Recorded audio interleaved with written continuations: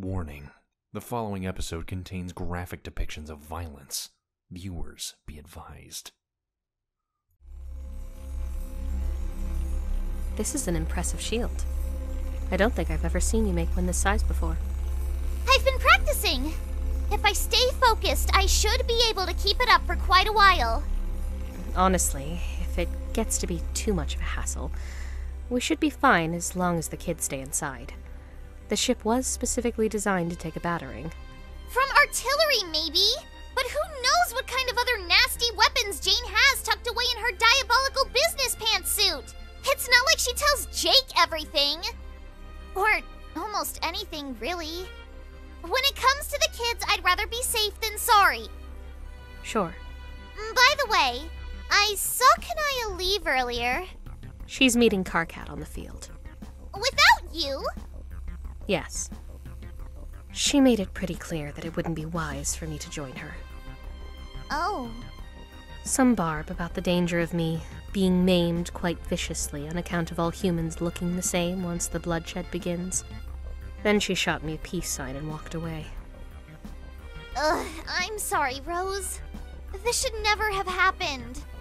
Between Yiffy's capture and rescue and finding Dave, like that, I just feel like my life flashed before my eyes and it made me a little crazy.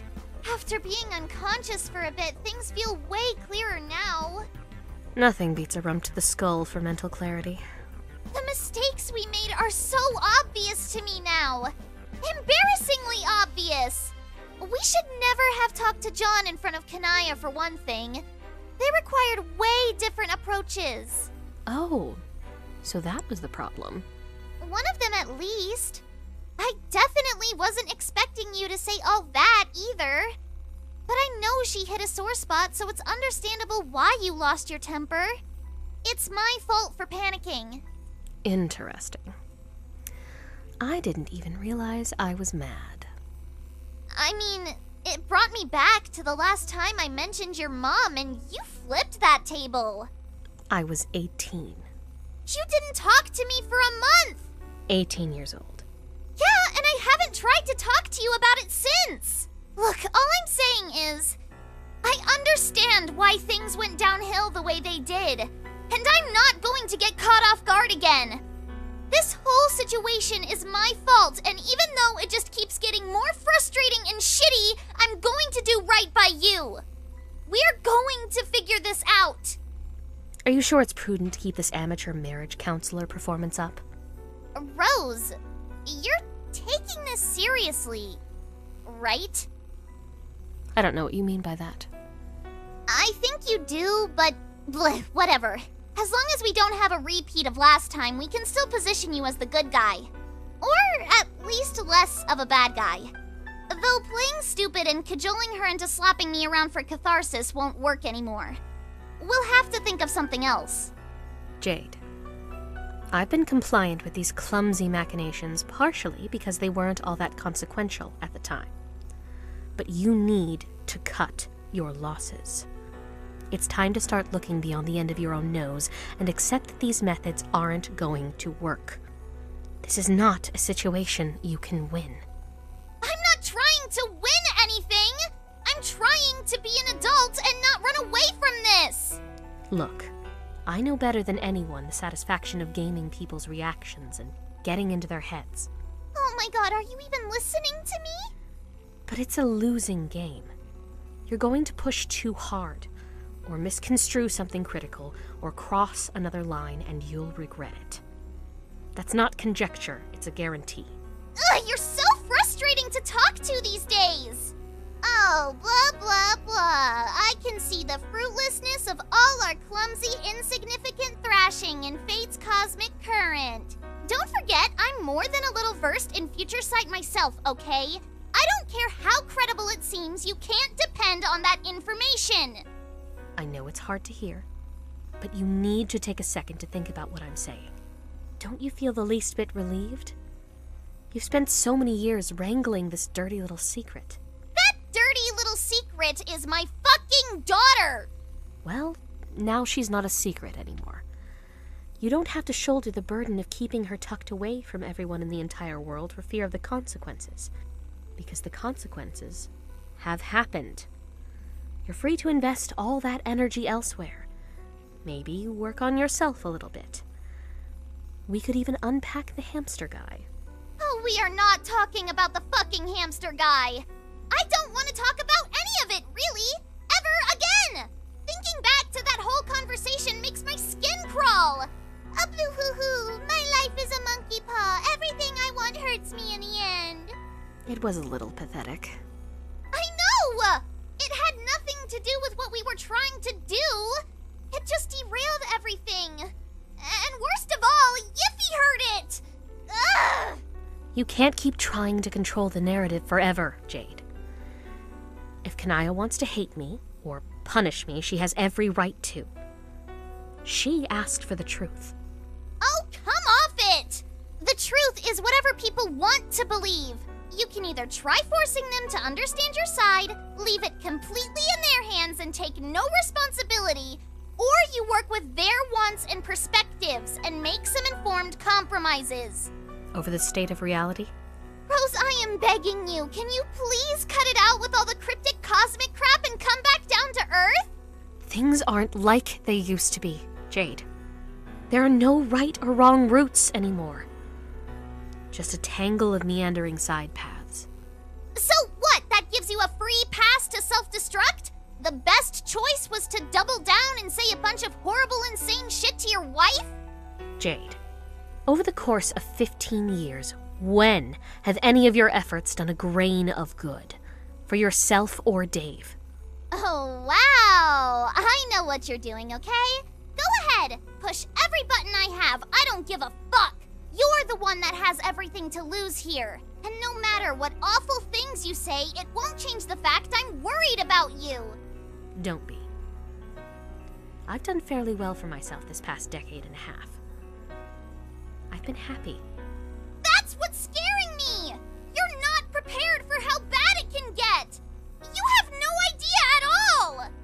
If you say so. Between you and Dave and John, I don't know who's worse.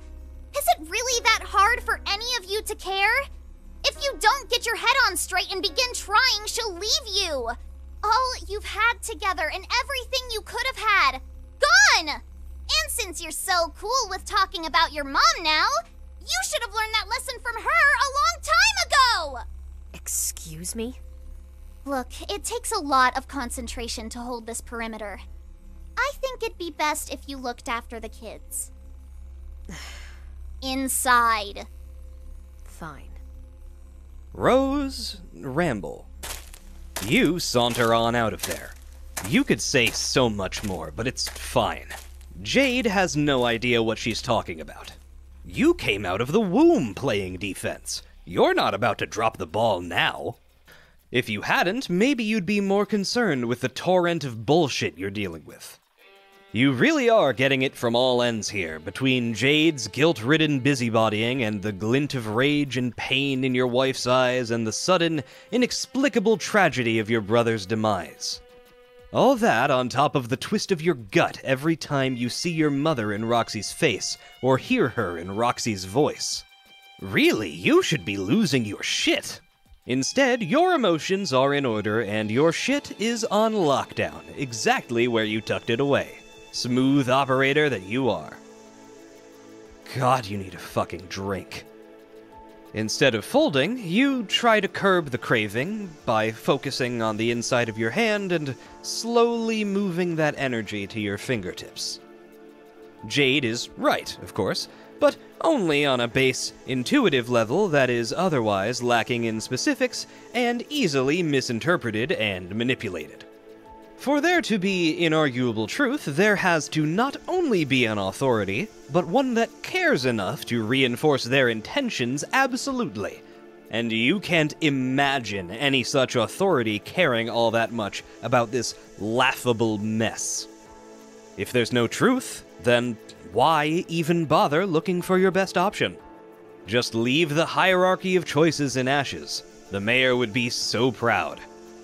And then horribly disappointed, realizing this doesn't mean democratic power to the people. It means total fucking blackout.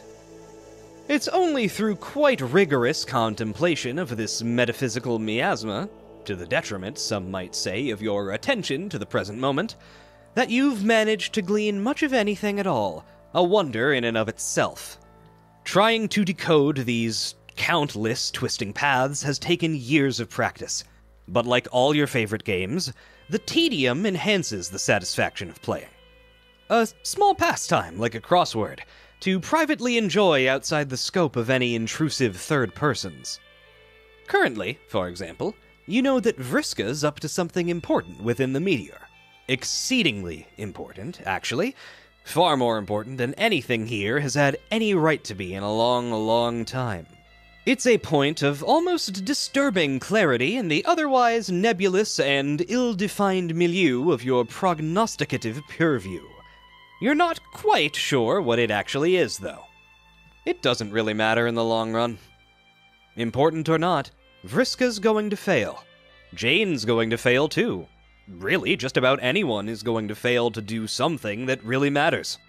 In an unsuccessful effort to stave off that failure, and perhaps to atone for it on some level, Calliope will sacrifice herself, fruitlessly.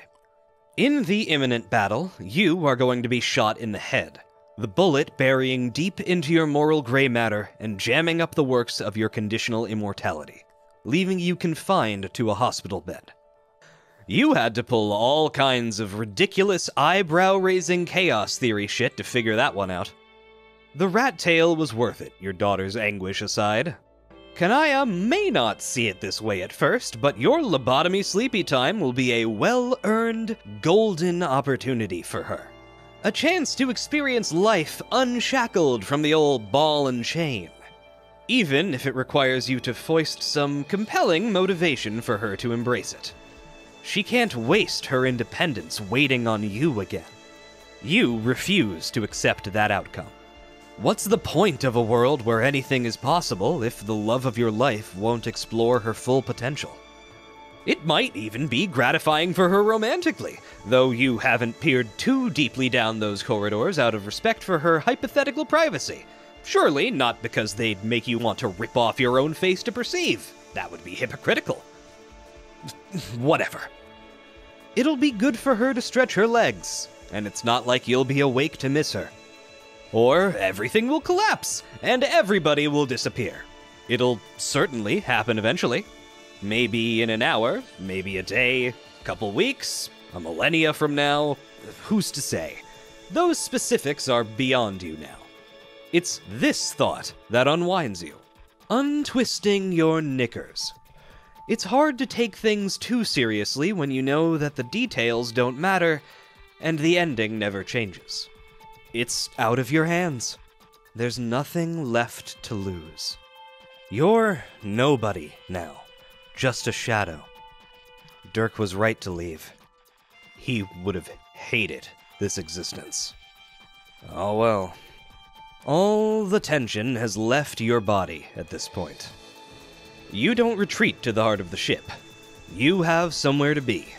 So you set off, moving not towards a definitive point on the horizon, but in cadence with a song that dances on the periphery of your awareness. You heard its first few tentative notes years ago. A subtle ding when your ecto-father died. A little dong when your wife handed you your daughter. A clear ting when an old friend asked you for her first and only favor. Over time, and especially within the past few days, these scattered sounds have woven together into a compelling melody. It helps you drown out the noise of war and focus, taking you back to times when there was destiny and indignation and righteous fury. A colorful cat-squid princess advising a young girl to play the rain. She wanted so much, always needing to be seen, desperate to fight for some shred of validation. Only to never appreciate what was already in front of her. Thankfully, you aren't her anymore. You don't owe her anything either. You are unbound to that person completely. Defunct. As above, so below.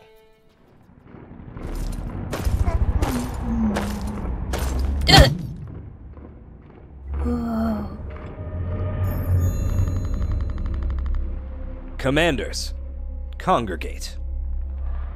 Hey, Commander. Merry fucking doomsday. Glad to see you got here in one piece. Thanks. I enjoyed your speech, by the way. Bad shit indeed. Speaking of One Piece, I don't see the dissident deity duel around. You finally bring the hammer down on him? A chainsaw or whatever? I don't want to talk about it. Damn, that bad? Let's just say a lot of people are going to die today. Dun dun dun dun dun dun dun dun dun dun. Those two will not be joining us on the battlefield either. Oh? I know such decisions are well above my pay grade, and that the critical need to win this battle far outweighs my marital discomfort, and being down 2 gods isn't exactly ideal. But I can't. Sorry.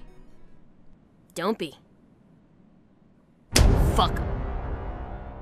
Shall yes, mother blubber. Wayward wenches better step the fuck back. It's a troll thing. Jane, push the big red button. Blast it all to high heaven. You do not push the button, because that would be incredibly stupid. The battle hasn't even started yet.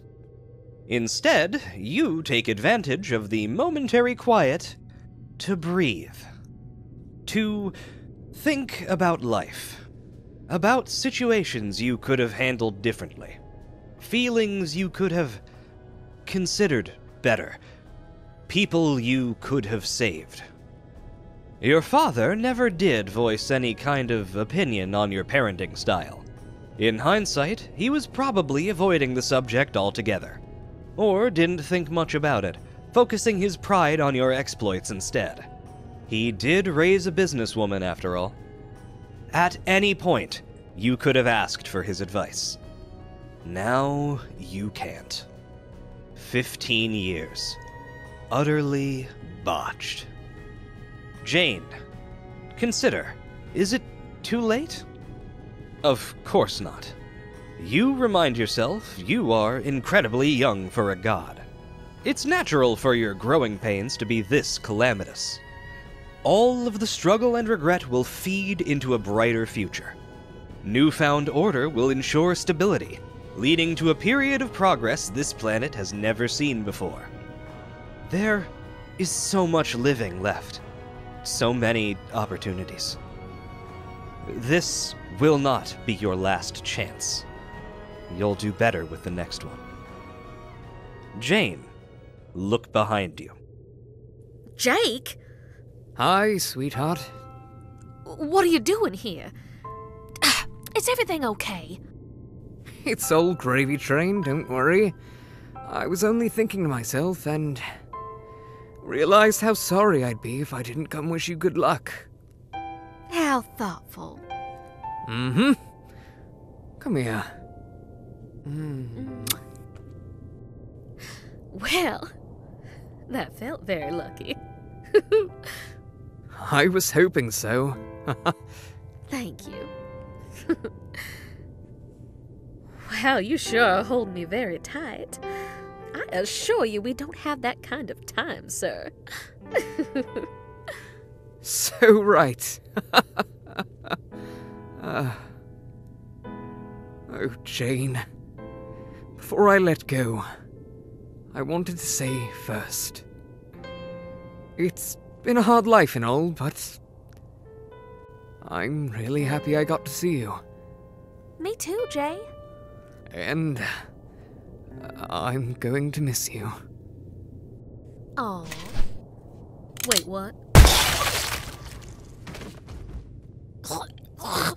Oh. Oh, Christ! I'm sorry, Janie! Just stay still, okay? One more round and it'll be over. I promise!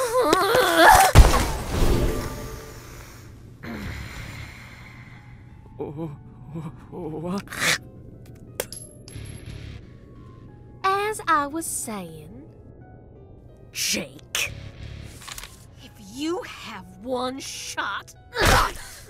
You better make it fucking count.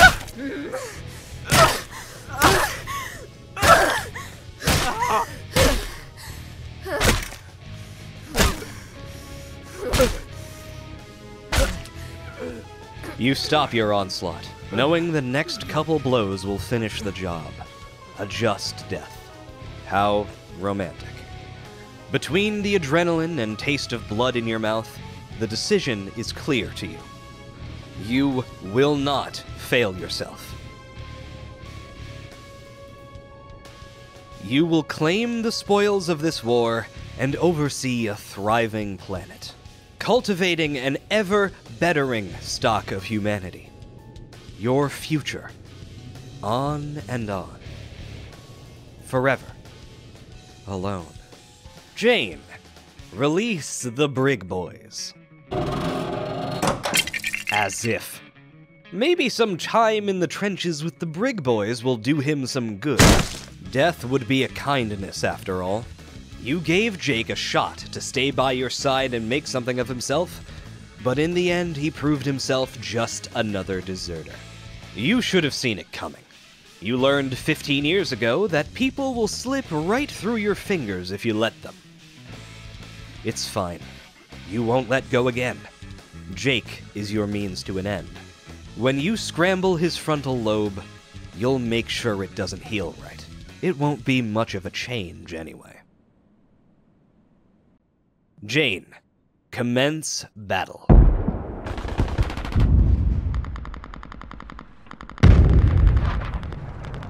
Jake, look out into distance. Tavros!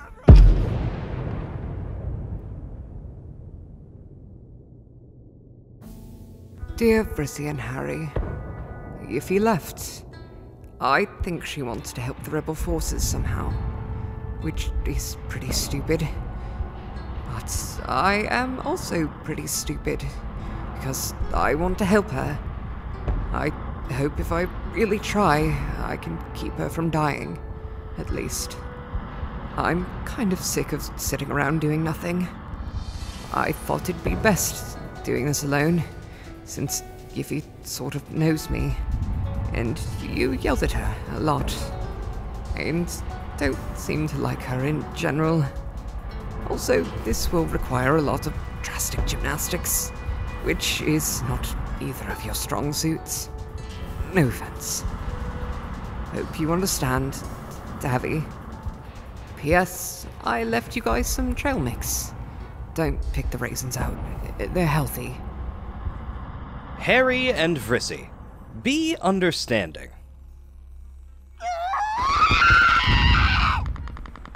That rat bastard! We're going to show him! Yeah, absolutely. But maybe we could do it from inside of the ship, instead of outside, where all the bullets are. And what? Prove him right? Could you really live with yourself being more useless than Tavros Crocker, of all people? I mean, versus getting shot and dying? Probably. Fine! Stay back there and sit on your ass! What do I care if you spend the rest of your life being boring and sad, just like your shitty parents? Hey, my mom and dad aren't shitty. Harry, wake up already! They're nothing! Can you at least act annoyed about that? Well, I am fucking pissed! Tabby is not showing me up here. And neither is that arrogant, high-ranking bitch! Vrissy, wait! Jade, inspect battlefield.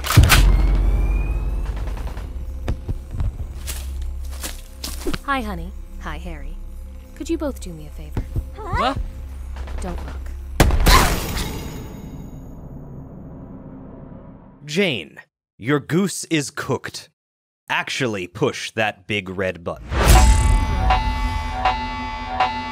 This is what contingency plans are for, after all.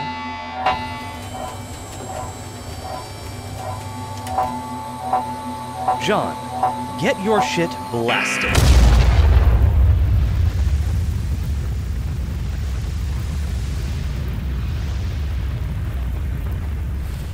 End of Act 1.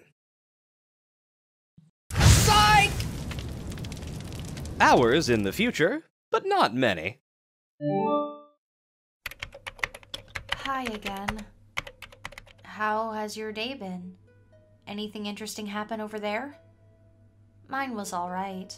Almost got my stupid ass blown to the high hells as per usual, but not much other than that. That would be devastating, right? And it could happen so easily. A petrifying thought. Yet I still stay up to my buckle mass and volatile materials. It's a real addiction. Anyway, I think today is the day I fuck everything up. I'm messaging you now to see if you might, maybe, change my mind or something.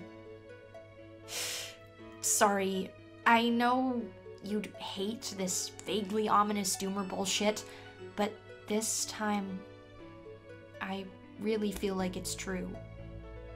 I'm going to play TC's game with some of my friends today. If I'm being honest, we cooked hard with this, but now I think that the game is going to kill me. Well, actually, I know it will. AA, that's oof. Has Def been bugging you about this? Because she cannot fucking help herself.